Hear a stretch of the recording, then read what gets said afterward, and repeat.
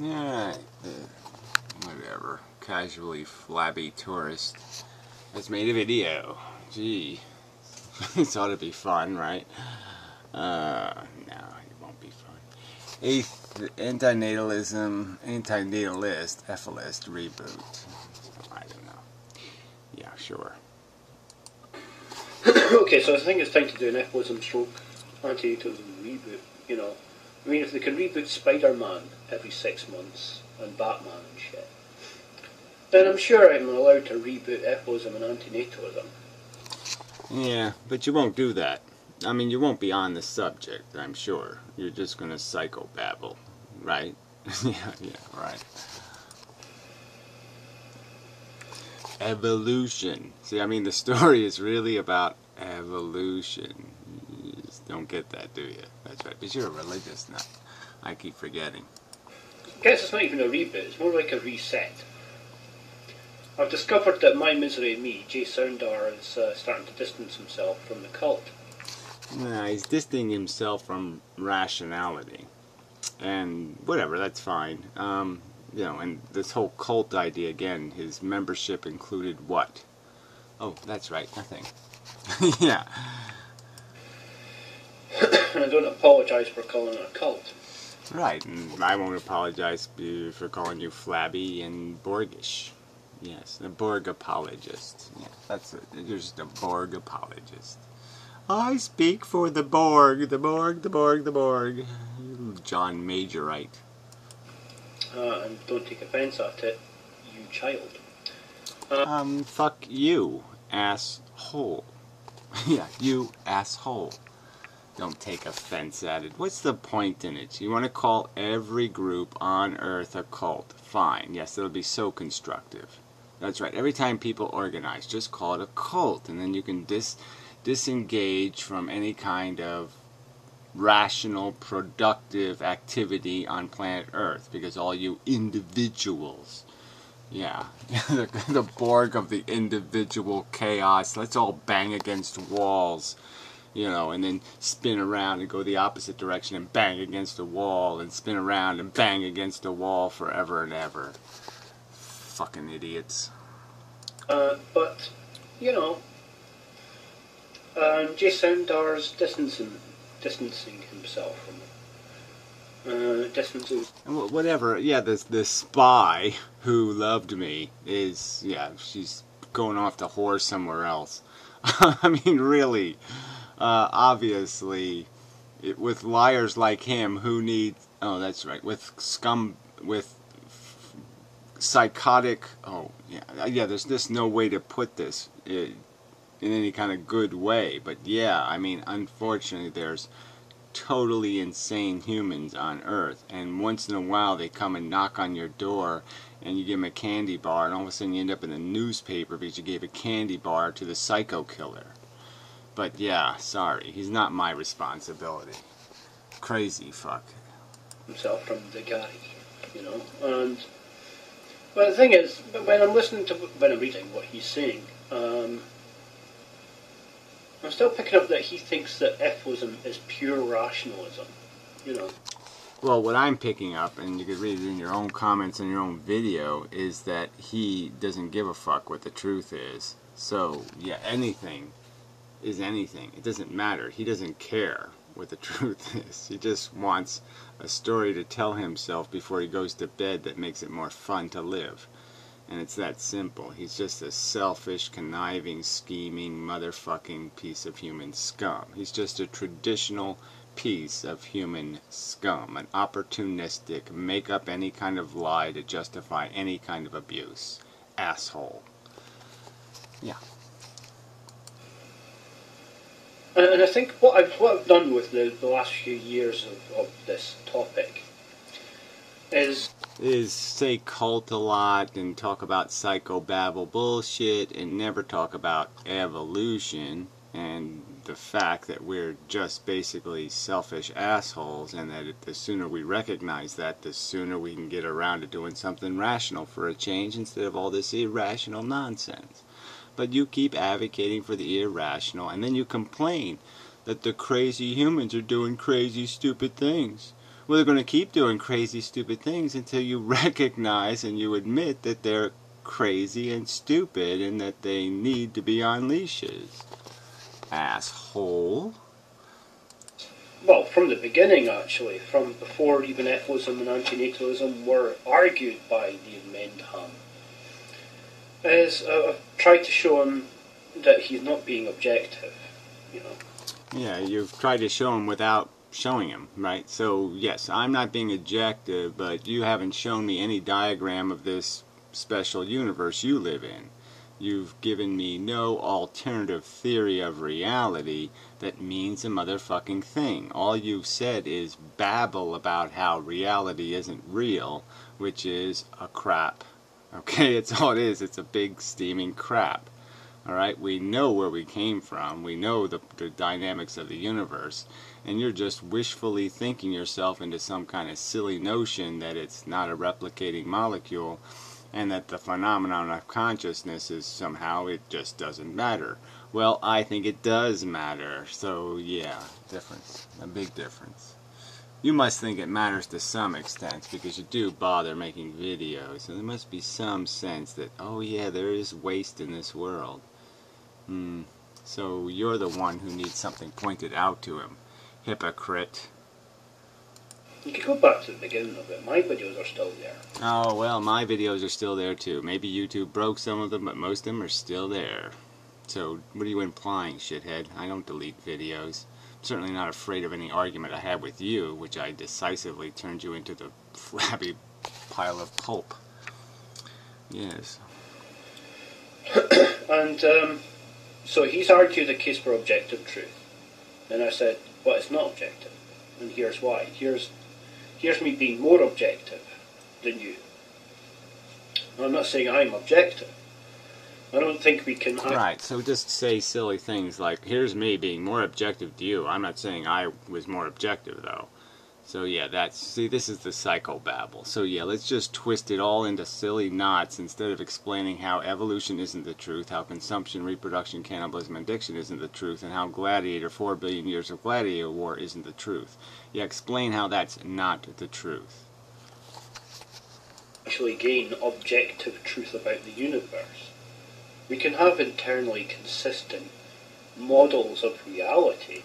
Yeah, so we can have models of reality, and his argument is yes, and they can be consistent with the scientific facts we have gleaned, but his argument is there's mystery facts. Okay, that's all there can be, right? There's nothing in the known facts that point to anything but a big tangled knot of need that doesn't need to exist. Need that doesn't need to exist. Why doesn't the gratex deal with that? Reality. Need that doesn't need to be created. It's just a truth. There's no need to create it except for some delusion in there. And it's a delusion in there. It's not a reality in there. It's a delusion in there.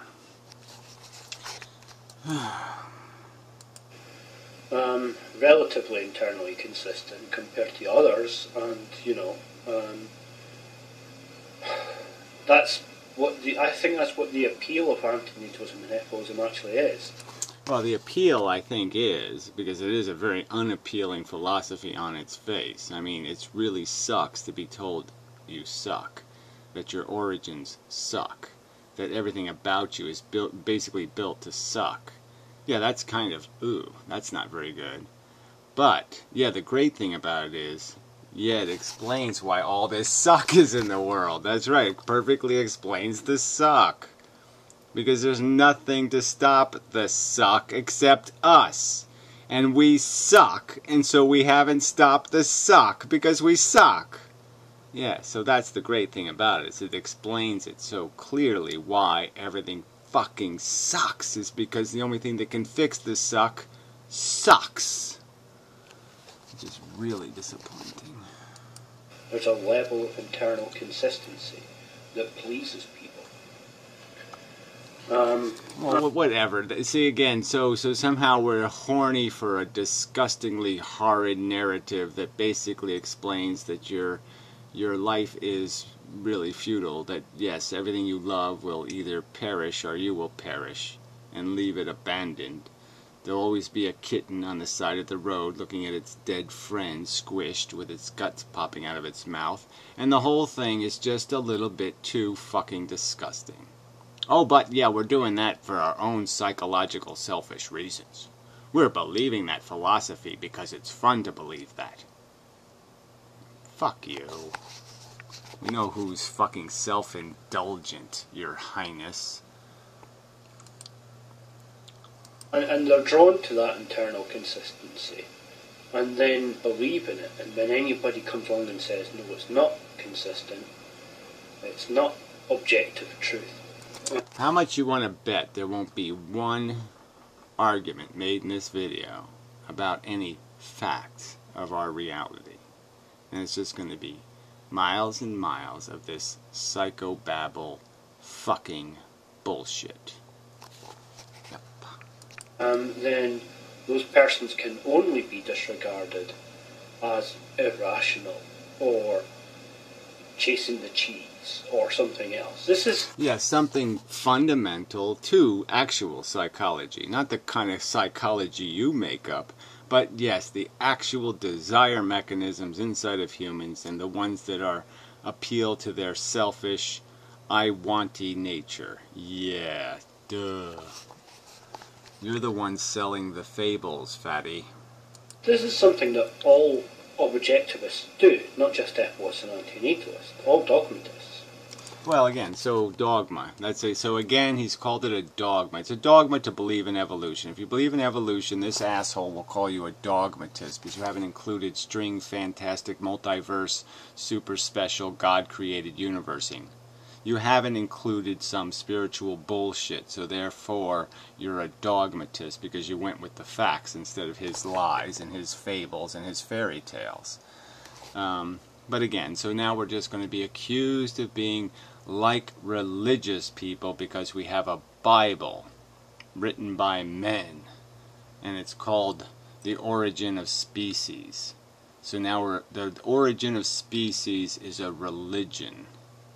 Because if you take the origin of species at all seriously, you're going to have a real hard time undoing the fact that, ooh, there's a lot of suck in there. Believe their ideas to be true. Because of the internal consistency. Yeah, their ideas to be true. Well, which ones are you refuting? Which ideas are you refuting? Oh, that's right, absolutely none of them. The fact that it is entirely just a phenomenon of culture and addiction, that people like football or like soccer or like to have babies, is just a fact. It's just psychological crap. You can feed your needs some other way, and yet people choose to be self-indulgent because they want the Lamborghini. Do Lamborghinis matter? Is that your philosophy? You think Lamborghinis are valuable? Is that what you think? Silly person? Now, the internal consistency of like 1 + 1 = 2, and then there's a claim, oh well, I've taken 1 and I've taken 1 and I've added them up and I've got 2 as a result. That's not just internally consistent, that's externally consistent. I don't think that's the case. Yeah, well, whatever. Yeah, so now he's going to say 1, things in the category 1, plus things in the category 1 does not equal things in the category 2 when you combine them. Oh, okay, that's not the truth, because God says so? Is that why? Oh, okay. It must be because God says so, because that's the only way it couldn't be true, is God says it's not true. Because it's true by every other standard in the universe except God says so. The only way you can make 1 + 1 not equal 2 is you have to come up with a God says so. You know, the antinatalists could be saying, well, here's 1 apple. It's a nice shiny apple, looks very juicy, very ripe. Alright, nothing to do with reality. Here's 1 apple, little maggoty, rotten one. 1 + 1 = 2. Now, if somebody looking at it going, oh, but I disagree. 1 apple's bigger. That's not what you said, right? So what? You're conditionalizing the 1. You're saying it's 1.4, and then you're saying it's 0.7 apple. Oh, you're doing a different kind of math. Oh, okay, you think fractions are the same things as whole numbers. Oh, that's because you're dumb. better than the other apple, so they're not equal. They're not the same. They're not two apples to me. Certainly, there's one apple and there's another apple. That's two apples. But the way I look at it is, there's one useful apple, one good apple, and one bad apple. So I don't really consider them to be two apples. It's like, okay, so we'll define. Okay, right. So if there's one human and one human that's a bad human, then I don't have to consider them both human? Is that, how far can I take this silly metaphor? Okay, yeah, we will just relabel everything, right, for convenience sake. Yeah, okay. I think they did that, back in like the 40s or something. It was some kind of hoo-ha because they, dehumanized some people because they were bad apple-y. Yeah, okay. Good deal. Sure, let's play that game. Eat up the apples, I'll take the good one, you take the bad one, and that's equal. That doesn't make sense to me. It's entirely consistent, as in, this thing's an apple, that thing's an apple, two apples. Yeah, whatever. You don't want to be confined by the evil notion of explicit mathematics versus, nuanced gameplay with vocabulary. Yeah, you don't want to make distinctions between the explicit and the things that aren't explicit. I see. That's too much for you. That's too heavy a burden for you. But it's not externally consistent. It's not consistent with other values also that I hold. Yeah, it's not consistent with fairness to categories, right? So that's all. You just, again, this is just gameplay with words. You want to evade responsibility, so now you will call your crime something else. Instead of bank robbery, it was money disembarkation, from the reserve drawer. Or something else. You'll give it some other title so you can evade it. Evade reality by retitling it. Oh yeah, that's not problematic. That's not something stupid and evil. It's not internally consistent to me. It's simplistic, it's reductionist. There's more to how many apples there are. Yeah, so just keep playing with lies and nonsense, okay? Do little, like, 3 pig stories next, right? Why don't you do some more other stories and not get to reality? So again, until you come up with some sort of real story about the real world instead of your made-up rotten apple, then you don't have anything, do you? So why don't you tell me who your God is? Why don't you actually reveal him to me so I can judge him for myself? Show me your Jehovah. It's more important what the apples are like than how many there are. So that internal consistency is less important to me than other internal consistencies or external consistencies. Well, whatever. Is it important to you if somebody drives a telephone pole up your ass? I mean, how are you going to recontextualize that? How are you going to reverbalize that into something else? What are you going to turn that into? Yeah, right. And then what I've gone on to do when those reasons have failed, like showing how people are not being... Yeah, oh yeah, that was just so fucking goddamn elucidating. The old apple, wow, that just put it right to, how could anybody miss that? How could anybody miss the logic of the rotten apple metaphor? Yeah, come on. Please play a little bit in reality. Just a little bit. Objective, but just making reductionist appeals to objectivity. Appeals to the origin of species. Yeah, right. Appeals to the documented reality we exist in. That's what their appeals to. I haven't made appeals to anything else. Then went on to go on to show is that internal consistency isn't even internal. Blah, blah. An example would be like, no risk is too small. That's the kind of argument. Like, even if there's like a 99.99999% chance that any child born will be happy all that time, that 0.00001% chance still means that the child will experience some negativity. So even if it was a happy child apart from one stub toe its entire existence, that stubbed toe then means that the risk in having the child was not valid because. Well, you know, you can make these arguments about everything in the universe, right? But are they realistic arguments in the sense that, yeah, we could apply that to nuclear power plants, or we could apply that to a lot of different things, like how much risk is acceptable risk. But the fundamental argument being made is that, yes, it's from an absolutist point of view, the logic is clear, okay, that there is nothing to be gained, so when there's nothing to be gained, no risk is acceptable.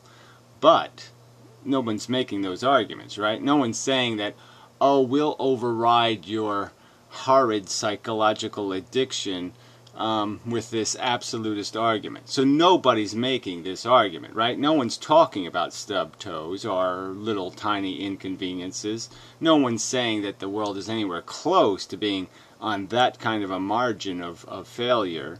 And yet he's going to make the argument as if that's what is being imposed. And that's not what's being imposed. We'll give you that benefit of the doubt in the sense that we'll give you the right to be a psychology and addicted and to be a whiny little ratty baby about having your little life game. We would concede it if all we were talking about was stub toes. We'd say, oh, just give the baby what it wants to shut it the fuck up. Okay, even though it's by logical, rational Vulcan judgment wrong, the Vulcans would still say, well, give the silly earthlings what they want, the whiny little babies, they're addicted. Okay, because yes, it was a marginal loss. But that's not the world we live in. So again, you this trivializing of the real hard suffering that goes on this planet to sit there and do what? To defend your addiction. So again, it's just such a duplicitous, and you call this an argument of some kind, this duplicitous straw man of saying somebody's arguing in defense of protecting people from stub toes. I mean, you're just disgusting. In the face of what's going on this planet, it is disgusting to say we're arguing in defense of stub-toery. If the child wasn't born, there wouldn't have been any stub toe. Now, obviously, there's different ways of countering that argument. But even if we accept the argument, just for the sake of argument, then we have to say, well, if no risk is too small, then surely there's a duty upon you as an ethicist or antinatalist to sterilise yourself. You know, because there's no risk too small. You know, you might get drunk. Yeah, well, so now we're going to argue about the fact that somebody doesn't sit there and say, okay, there's no risk too small, yet there is a risk to being sterilized. So now you're applying another risk equation, aren't you? I mean, being sterilized isn't like, okay, I throw the bottle up in the air and it lands. Oh, there, I'm sterilized. Okay, so again, you're going to say that having some guy cut my, play with a scalpel on my junk shouldn't be at all intimidating. And I should be willing to just say, yeah, let's go for that. Because I can't wear a condom, or because I can't take care of a business with a day after pill, or I can't do all the other ways you can take care of a problem if it arose.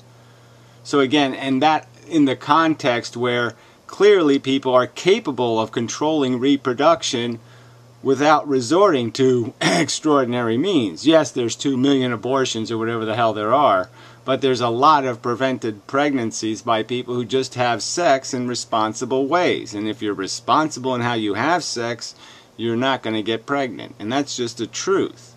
And so it depends on what your trade-offs are. And who are you to tell me that you know what the right risk equation is? And why should you even bother to tell me? Again, until I commit the crime, you really don't have a right, in my opinion, to presume me. We already know how people get pregnant. And it's because of exactly what you're describing here. They get drunk or something. Well, I've never had drunken sex in my life, and I never will. So I guess you can't make arguments like that, can you, stupid fat drunk fucker? No, you can't. I don't want to have drunk sex. Party and copulate, and that person or yourself might not have an abortion as a result of that copulation. Right. Well, that's called irresponsible sex, and I don't have irresponsible sex, and never have, never will, and it's not what I do. I ain't into that, asshole. So your preaching doesn't mean anything. But again, you want to pay for it and to get me sterilized like there's some threat that I'm going to have a kid? Well, go ahead. But I don't see the need for it. I don't see the obligation to do it. So this argument doesn't mean anything. It doesn't have anything to do with the subject. Like I said, if all I did was pull a switch that said sterilized, I'd hit the switch. I have no interest in being at all fertile. Okay? I just don't. But you're telling me what I have to do to my junk? Fuck you, bicycle rider. You impotent asshole. You might be raped. You might not have an abortion. You might be raped. Again, that doesn't even work, right? You can get raped by a male, but I don't think I can get... Oh, you're saying a woman. A woman should get sterilized now. So you're telling a woman that she has to have what is a more invasive surgery. And it's her obligation because she can't possibly have... She can't responsibly own her sexuality because you don't responsibly own yours? Is that your argument? Well, there's no risk too small. You should be sterilizing yourself. I mean, again, yeah, but you're not paying any attention to the risk of surgery. You're not paying any attention to the pain and suffering that will be endured through that process, and that it is a compromise of your welfare. So you're just ignoring the price paid for it, saying somehow it's free, and it's not free. So this is just stupid. I mean, not having kids is free. All right? It doesn't cost you anything not to have kids. It isn't surgery. It isn't an invasion. It isn't some sort of horrible compromise. I mean, unless you're going to tell me you're truly, truly, truly addicted to it or something, but then you get therapy for that. I mean, if you're addicted to, irrationally to a sports or something, is that what it is? Then yeah, you go to a psychiatrist and get that fixed. People out there have been arguing that we should be sterilizing people forcefully. But they won't sterilize themselves voluntarily. Well, that's right, because some people prove they need it and some people prove they don't. That's right. You don't need to get, let's see, what's the right way to use this? You don't take a treatment for a disease unless you have the disease, right? There's no need to have quarantine if you don't have the thing that's potentially needs to be quarantined. It's just a, to sit there and say we can't differentiate between irresponsible welfare whores having babies on the dole for profit and responsible people who live a civilized life. Well, yeah, we can distinguish between those two kinds of people. And if the one kind of people want their welfare check, well, yeah, we're not going to give it to you unless you're going to protect us against your irresponsibility. So there's definitely an inconsistency there. Yeah, no inconsistency. But what is preposterous that he thinks this is the subject of antinatalism. He thinks this is the subject of the circumstance of our the problematic nature of existence and the insatiability of human desire and the futility of the winning at the expense of the loser's happiness and the inevitable failure that is disease and death. And this is the subject to him. This is what he thinks the subject is. Imposing, rolling dice with somebody else's welfare, playing God. This is the subject for him. Ugh, amazing. What a turd. I mean, or is it maybe that we should trust it in our party to not procreate, but the pros are not allowed to have that choice? Maybe, I don't know.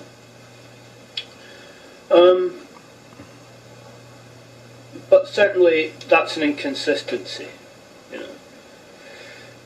With the suicide thing, see, I think that if I'm not able to goad people into sterilising themselves and practicing what they preach, then well, whatever. Like I said, you want to goat me into it. Like I said, you're trying to goat people in to taking the risk of a surgical procedure that they may not need to do.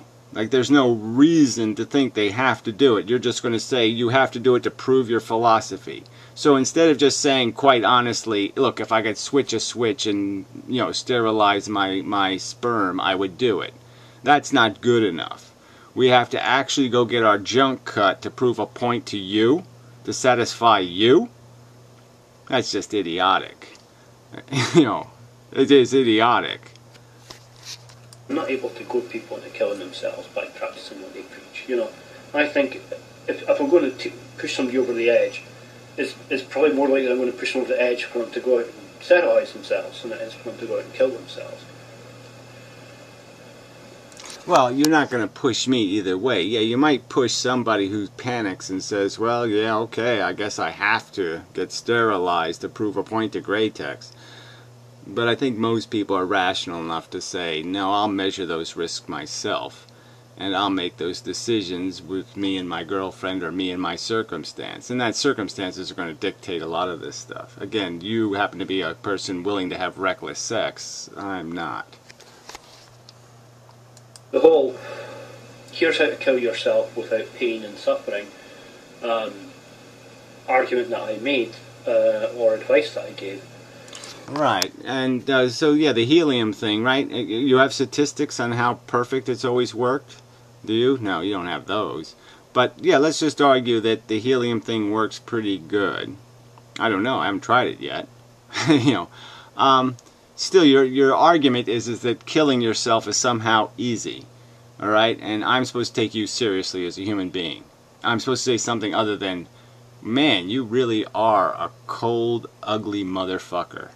I mean, you don't even realize that we are, even as psychologies, you can find something abhorrent and still do it. I'm sure there's people that have sexual practices they find disgusting and they still do it.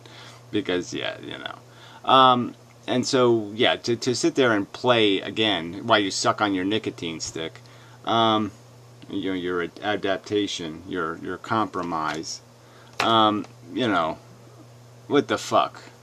So again, this is how you argue in defense of life being worth living, is to attempt to humiliate the miserable because they don't have the courage to kill themselves.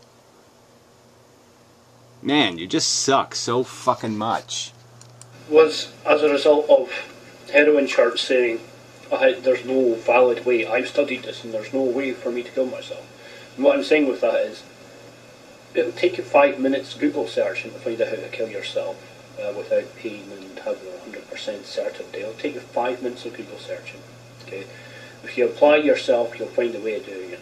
Right. I mean, that's why the guy had to write a book called Final Exit, is because everything is so simple. And again, maybe, this inert gas thing does have some appeal. I mean, I think nitrogen might even be better, but I don't know if you can get nitrogen. But we'll see. And then the reason why you haven't found a way of doing it is not because you're incapable of using Google. Well, whatever. This isn't the subject. Again, even if I could kill myself really passively, even if I could just snap my fingers and be dead right now, I probably wouldn't, because yes, somebody's got to hang around and argue against you motherfucking cunts and call you the motherfucking cunt that you are and hate you. Somebody should be here just to hate your fucking guts.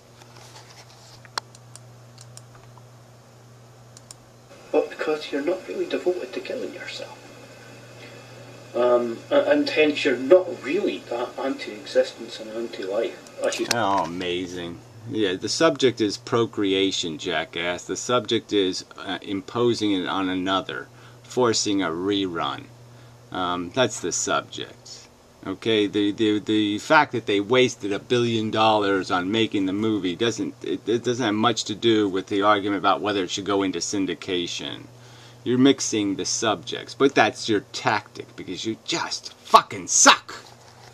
Say you are, despite your silly excuses like, oh, but I've got loved ones who care and stuff. Well, there's ways around that as well. You could approach them and say, oh, come on, there's ways around that as well. I mean, your desperation is just unlimited, isn't it? It really is. Yeah. Yeah, so let's just say, I mean, personally, I don't have this, I'm not terribly inhibited or worried about my loved ones, but, I mean, yeah, my parents are in their 90s, and that would just, oh yeah, they'd just love to get this news, for like their 95th birthday. That would be so special. Maybe I could kill myself on their birthday. You're such a cunt. I hate existence, and I think I will be in misery forever. So please let me go. Yeah, you could think out. Again, you just keep changing the subject. This isn't about the Titanic we're on, okay? This ship is sinking, okay? There's nothing that's going to change that. The argument is whether we should send a message back to port saying, don't send out another Titanic. God, you just can't even stay on the subject, you weasel. Okay, you put it in the title, yet you don't pay any attention to the subject. Because you're a fucking manipulative, goddamn, stinking, lousy, cruddy cunt. You could work it out. If you're motivated to do so. But I'm arguing they're not motivated to do so. Yeah, because you know so well, and so you're so clever. So if somebody actually does kill themselves because of your goating, are you going to feel proud of yourself? I mean, I think it's okay, yeah, because people really should get out of here if they really need to get out of here. But, really, that's what you're aiming for, huh? God, you really do suck. I think it all stems from... I mean, we have to prove it to gratex again. You have to prove to me that you hate life, but you have to kill yourself to prove it. That's the only way you can prove it. I'm goating you. I'm daring you. I'm daring you to prove your validity of your philosophy by killing yourself. I mean, that's what he's doing here. That's how disgusting this fucking creature is. Seeing a cheap and easy, simplistic internal consistency, being attracted to the appeal of that internal consistency, then rationalising all the inconsistencies away. Yeah, well, that's what you've just done, all right? Yeah, you just said something's consistent, and then you said rationalizing all the inconsistencies away. Yeah, well, you're the one rationalizing away the consistencies that are inconsistent with your fairy tale. And the facts that are inconsistent with your fairy tale are consumption, reproduction, cannibalism, addiction, and 4 billion years of gladiator war. And you haven't dealt with any of that. Because you're a lying, stinking, lousy, rotten piece of fucking phantasmagorical religious kookery. I think that's what's going on with all dogmas. And this just happens to be one example of it. Oh, well, your pro-life is dogma all over the place. You have no evidence of life's accomplishment. Again, why aren't we all missing the Martians? Why don't we spend every day lamenting the fact that there aren't advanced civilizations in all the planets surrounding us? And why aren't we sitting there and having memorial days where we put wreaths on tombs for the unknown aliens? Yeah, why don't we grieve for their absence from Earth? And their absence from our communication and our interaction. How deprived we are that we didn't get to stroke some of their gooey tentacles. Fuck you.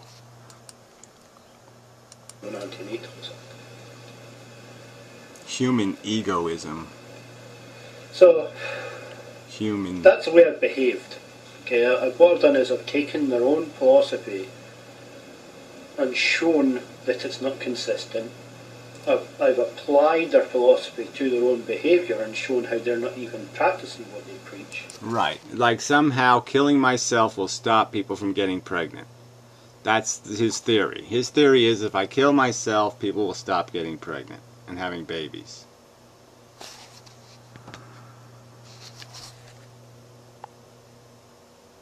I got here because somebody killed themselves. Didn't kill themselves.